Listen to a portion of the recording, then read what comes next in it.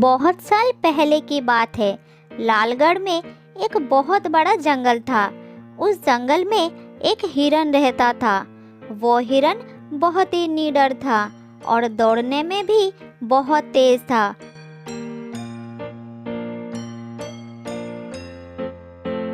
वो दिन भर जंगल में हरी घास और पत्तियां खाता, फिर थक कर कहीं भी जाकर सो जाता था।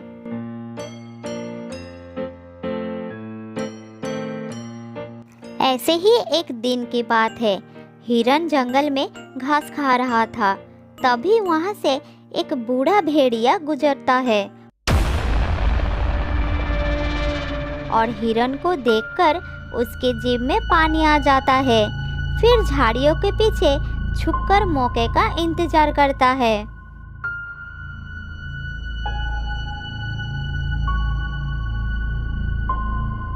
कितना मोटा और ताज़ा हिरन है।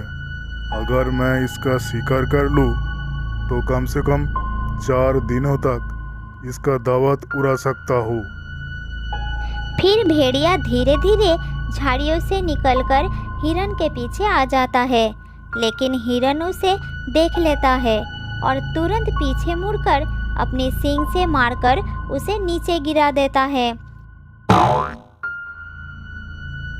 फिर वो दौड़कर वहां से भाग जाता है। भेड़िया हाथ मलता रह जाता है। अरे बाप रे, ये हिरन तो निडर और फुर्तीला निकला। इसे शिकार करना बहुत ही मुश्किल होगा, लेकिन अब मुझे भी जिद है। एक न एक दिन मैं इस हिरन का मांस खाकर ही रहूंगा। और फिर भेड़िया वहां से चला जाता है। इसी तरह कुछ दिन बीत जाता है।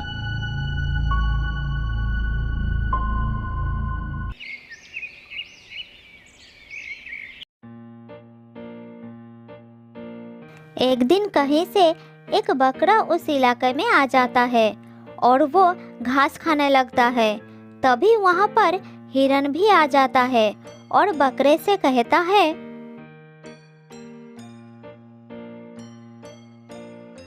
ओ बकरे, तू हमारे जंगल में कहाँ से आकर घास खाने लगा? अपनी भला चाहता है तो जल्दी यहाँ से भाग जा, नहीं तो मैं अपनी सींग से तेरा पेट फाड़ दूंगा। जल्दी भाग जा यहाँ से। मुझे बकरा समझकर क्या तू मुझे कमजोर समझ रहा है?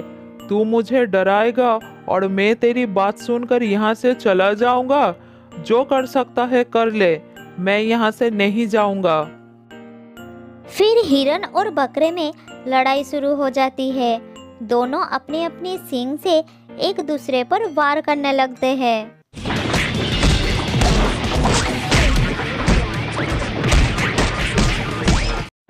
कभी बकरा हिरन का टक्कर मारकर गिरा देता तो कभी हिरन बकरे को गिरा देता।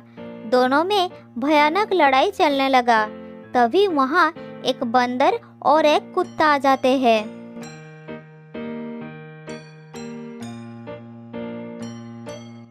अरे ये दोनों इतनी भयंकर लड़ाई क्यों लड़ रहे हैं?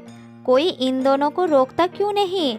अगर इन दोनों को रोका नहीं गया तो ये आपस में ही एक दूसरे को मार डालेंगे। कुत्ते भाई, तुम इन दोनों की झगड़े को बंद करो ना। कुत्ता भौंक भौंक कर दोनों की लड़ाई बंद कराने की कोशिश करता है। अरे अरे, तुम दोनों को हो क्या गया? क्यों लड़ रहे हो? तुम्हारी लड़ाई का कारण क्या है? तब हिरन सबको लड़ाई का कारण बताता है। अरे ये बकरा पता नहीं कहाँ से हमारे जंगल में घुस आया है। ऊपर से ये मुझे दादागिरी भी दिखा रहा है। अरे मैं कोई घुसपैठिया नहीं हूँ। पास वाले जंगल में रहता था। घूमते घूमते इधर आ गया हो। यहाँ मेरा जी लग गया है। अब तो मैं यही रहूंगा। किसी में हिम्मत है तो रोक लो। ये जंगल हम सबका है। हम सभी को इस जंगल में मिलजुल कर रहने का अधिकार है। तुम दोनों आपस में दोस्ती क्यों नहीं कर लेते? बकरा और हिरन को बंदर की बात समझ आ जाते हैं और दोनों दोस्त बनकर एक दूसरे के गले लग जाते हैं। हिरन और बकरा अब दोस्त बन चुके थे। दोनों दोस्त हर समय एक साथ ही रहते, एक साथ घास खाते और जहाँ भी जाते एक साथ ही जाते।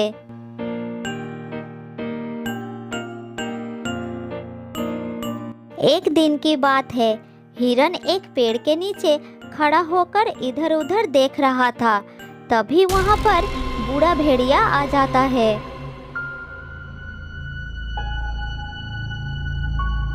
अब तू मुझसे बचकर कहाँ जाएगा? आज तो मैं तुझे खाकर ही दम लूंगा। अरे ओ भेड़िए, बचने की जरूरत मुझे नहीं, तुझे है। वो देख, तेरे पीछे मेरा दोस्त आ गया। अब हम दोनों से तू बच के दिखा। तभी बकरा आकर भेड़िए के पीछे जोरों से टक्कर मारता है और भेड़िया दूर जाकर गिरता है। फिर बकरा और हिरन दोनों ने मिलकर भेड़िए को बहुत पिटाई करता है। उसके बाद वो दोनों वहां से चले जाते हैं। इधर भेड़िया सोचने लगता है, अच्छा, तो ये बकरा इसका दोस्त है। जब तक ये दोनों एक साथ हैं, इनका शिकार करना मुश्किल है। अब मैं ताकत से नहीं, चालाकी से इनका शिकार करूंगा।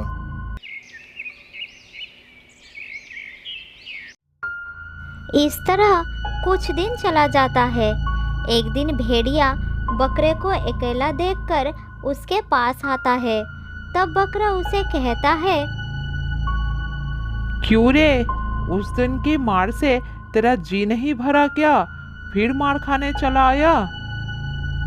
अरे नहीं नहीं भाई, तुम जो समझ रहे हो वो बात नहीं है। मैं अब बूढ़ा हो चुका हूँ। तुम्हारा शिकार करना मेरे बस की बात नहीं है। मैं तो अब सिर दरा किए गए शिकार का बचा कुचा मांस खाकर ही अपना पेट भर लेता हूँ। तो फिर तुम्हारे यहाँ आने का कारण क्या है, वो तो बताओ। असल में बात यह है कि तुम्हारा दोस्त हिरन तुमसे जलता है। वो तुम्हारा दोस्त नहीं है, तुम्हारा शत्रु है, शत्रु। अरे ये क्या बकवास कर रहे हो तुम? हिरन मेरा दोस्त है, वो मेरा शत्रु हो ही नहीं सकता। लगता है तू मुझे मेरे दोस्त के खिलाफ भड़का रहा है। मैं जानता था तू मेरी बात पर विश्वास नहीं करेगा, पर मैं सच बोल रहा हूँ। मैंने उसकी बातें अपने कानों से सुनी है। एक दिन वो अपने एक रिश्तेदार से कह रहा था कि वो तुझे बिल्कुल पसंद नहीं करता और वो जल्द ही शेर के हाथों तुझे मरवा कर तुझसे पीछा छुड़ा लेगा। ये तू क्या कह रहा है भेड़िए? अरे मैं तो वही बता रहा हूँ जो मैंने सुना था। अब विश्वास करना ना करना तेरा बात है। मैं तो चला। ये कहकर भेड़िया वहां से चला जाता है और बकरे के मन में हिरन के प्रति अविश्वास जन्म लेता है। इधर भेड़िया अब हिरन के पास जाता है और उसे बकरे के विरुद्ध झूठ बताकर भड़काता है। हिरन भैया, तुम्हारा वो दोस्त बहुत बुरा है। वो तो तुमसे दुश्मनी रखता है। किसी दिन वो तुम्हें शेर का शिकार करवा देगा। एक बकरी से बातें करते हुए मैंने खुद सुना है। मैं तेरी बातों में आने वाला नहीं हूँ भेड़िए। मेरा दोस्त बकरा मेरे लिए अपनी जान भी दे सकता है। अब तुम्हारी इस गलत फहमी को मैं कैसे दूर करूं? मेरा काम तुम्हें खतरे से सावधान करना था, वो तो मैंने कर दिया। अब तुम जानो और वो बकरा जाने, मेरा क्या। मैं चलता हूँ। भेड़िया वहां से चला जाता है और थोड़ी दूर जाकर झाड़ियों में छिपकर हिरन को नजर रखने शुरू कर देता है। इधर हिरन के दिमाग में बकरे के ऊपर अविश्वास पैदा हो जाता है। वो सोचता है, आजकल किसी दोस्त का कोई भरोसा नहीं है। दोस्त ही पीठ में खंजर मारता है। इससे पहले ये बकरा मुझ में कोई नुकसान पहुंचाए, मुझे ही इस बकरे को सबक सिखा देना चाहिए। ये सोचकर हिरन बकरे की ओर चल पड़ता है और भेड़िया चोरी छुपे उसका पीछा करता है। उधर बकरा भी गुस्से में हिरन की तरफ ही आ रहा था। दोनों रास्ते में आमना सामना हो जाते हैं और बकरा कहता है, अरे गद्दार, मैंने तुझे दोस्त समझा, लेकिन तू तो गद्दार निकला। गद्दार मैं नहीं, तू है। मुझे तेरी सारी सच्चाई पता चल चुकी है। मैं तुझे नहीं छोड़ूंगा। ये कहकर दोनों ही बात की सच्चाई जाने बिना एक दूसरे से लड़ाई करने लग जाते हैं और झाड़ियों में छुपा हुआ भेड़िया दोनों को लड़ते हुए देखकर बहुत खुश होता है।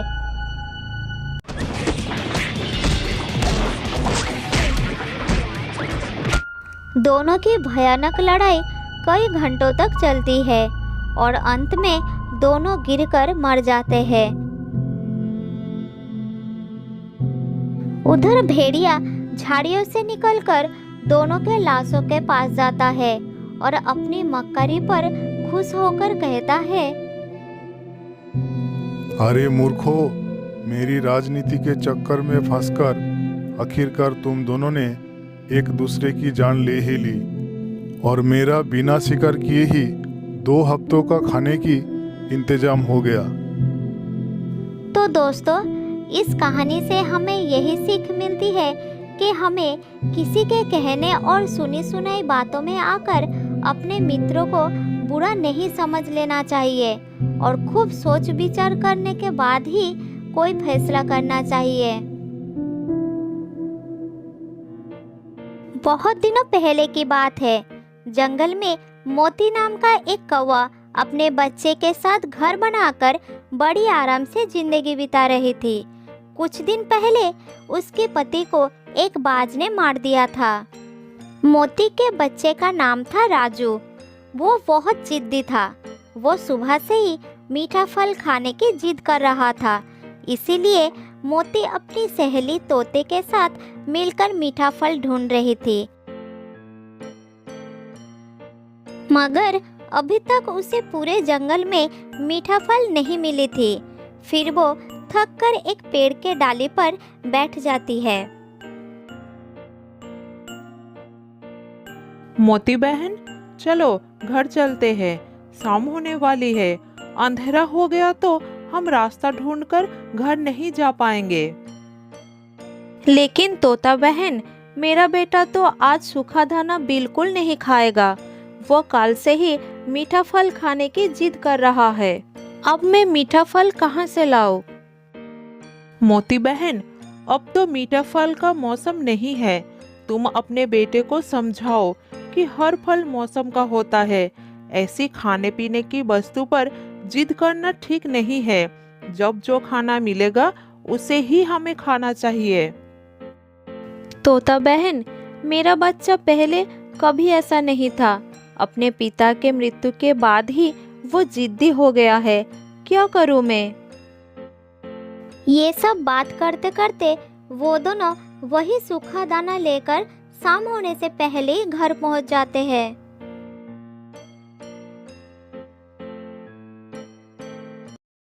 ये क्या माँ, तुम आज भी वही सूखा दाना लेकर आई हो?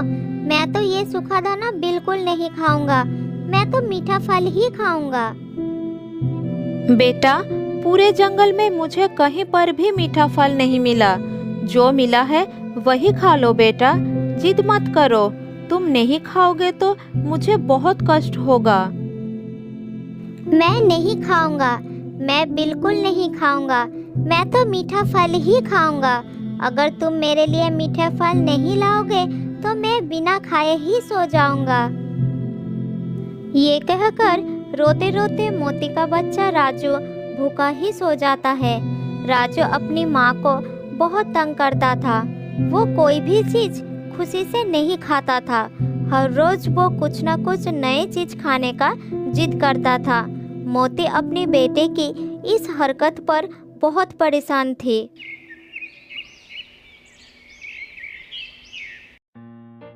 अगले दिन सुबह मोती सोचती है कि आज वो अपने बेटे को सीख जरूर देगी। इसीलिए मोती बीमार होने का नाटक करती है और वो अपने बेटे से कहती है, राजू बेटा, मेरी तबीयत ठीक नहीं है। आज तुम जंगल में जाओ और अपने लिए मेरे लिए कुछ खाना लेकर आओ। मैं आज बिल्कुल बाहर नहीं जा पाऊंगी बेटा। आज तुम्हें ही खाने पीने का इंतजाम करना होगा। लेकिन माँ, मैं कहाँ से भोजन लाऊंगा? मुझे तो जंगल का कुछ पता नहीं है कि भोजन कहाँ से मिलेगा। मैं कभी अपने घर के बाहर नहीं गया। तुम बाहर जाकर देखो बेटा, वहाँ तुम्हें तोता मौसी और कबूतर काका मिलेंगे। तुम उनके साथ चले जाना और जहाँ से वो भोजन ढूंढे तुम भी वहीं से ढूंढ लेना। हमेशा उनके साथ रहना और उनके साथ ही वापस आना। फिर ना चाहते हुए भी राजू अपने घर से बाहर आता है। वो सीधा कबूतर काका के पास जाता है। कबूतर भोजन ढूंढने जाने ही वाले थे।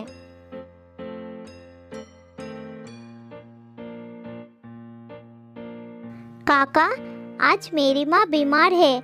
मैं भी आपके साथ भोजन ढूंढने जाऊंगा। आप मुझे ले जाएंगे ना काका? मगर बेटा, भोजन ढूंढने हमें बहुत दूर तक जाना पड़ता है। क्या तुम इतना उड़ पाओगे? तुम्हें बहुत कष्ट होगा।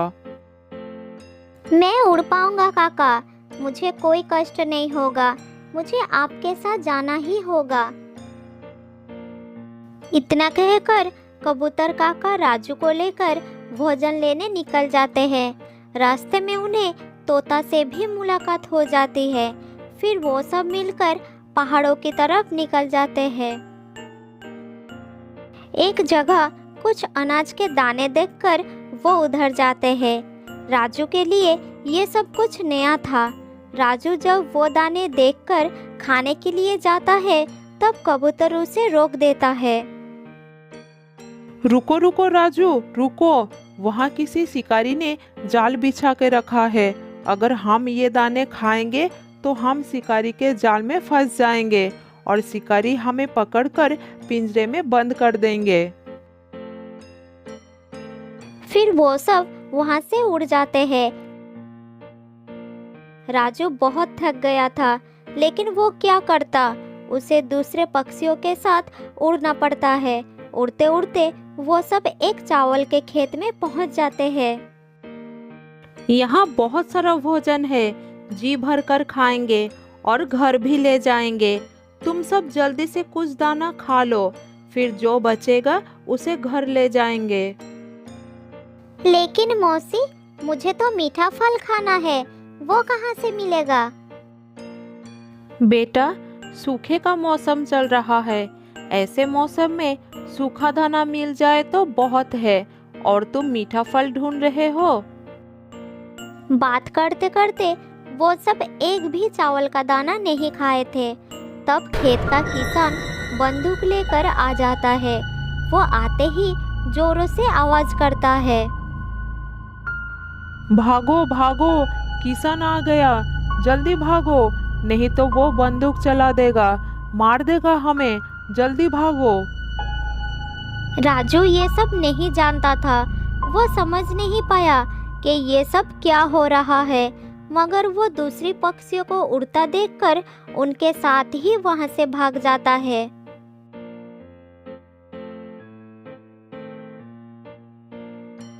थोड़ी दूर जाने के बाद सबने देखा कि एक सूखे पेड़ पर एक चील बैठा है। चील को देखकर सब रुक जाते हैं। तब कबूतर कहता है, सावधान हो जाओ, सामने चील है, कोई आगे मत बढ़ो, नहीं तो वो हमें मारकर खा जाएगा। हमें किसी और रास्ते से जाना होगा। फिर वो सब दूसरी दिशा में चले जाते हैं। इस तरह वो दिन भर इधर उधर भटकते रहते हैं। शाम होने जा रही थी।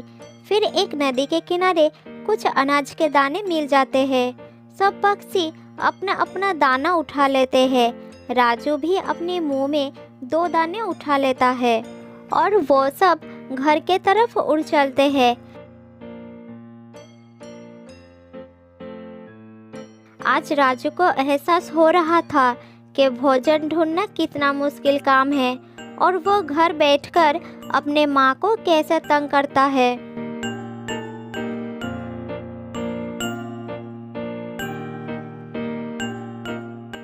माँ माँ, मैं अनाज के 2 दाने लेकर आया हूँ। देखो माँ, तुमने कल से कुछ नहीं खाए, थोड़ा दाना खा लो माँ। मगर राजू बेटा, तुम्हें तो मीठा फल खाना था, वो क्यों नहीं लाए? क्या तुम ये सूखा दाना खा पाओगे? तुम्हें बहुत कष्ट होगा। माँ, मुझे माफ कर दो। मुझे आज पता चला है कि खाना लाने के लिए कैसी कैसी मुश्किलों से सामना करना पड़ता है। मैं फिर कभी आपको परेशान नहीं करूँगा। जब जो भी मिलेगा मैं खुशी खुशी खा लूँगा।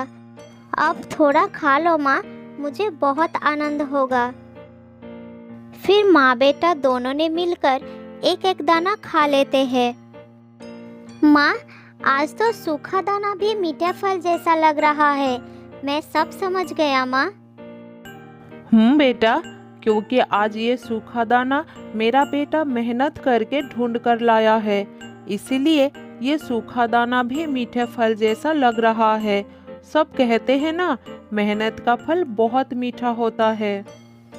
तो दोस्तों, इस कहानी से हमें ये सीख मिलती है कि जो चीज़ हमें ना चाहते हुए भी मिल जाते हैं, उस चीज़ को हम कोई महत्व नहीं देते, लेकिन कड़ी मेहनत करके हम जो हासिल करते हैं उसका मूल्य कहीं अधिक होता है।